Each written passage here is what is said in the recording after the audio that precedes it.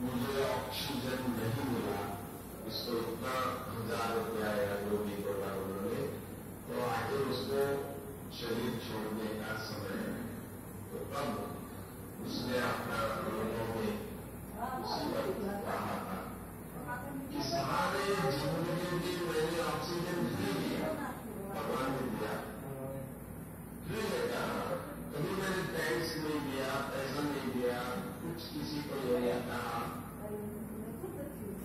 पर आज जब मुझे ऑक्सीजन पैसा लेके लेना पड़ा कि एक दिन के लिए इतना महंगा पड़ा हो, आजकल कोरोना में वही चाहिए, ऑक्सीजन कम हो जाते हैं, ऑक्सीजन चाहिए, ऑक्सीजन नहीं है तो कुछ भी नहीं होता है।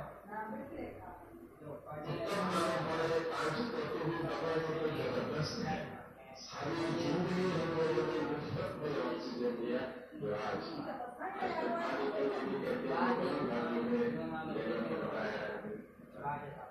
जिंदगी में तो हम लोग बहुत अच्छा है।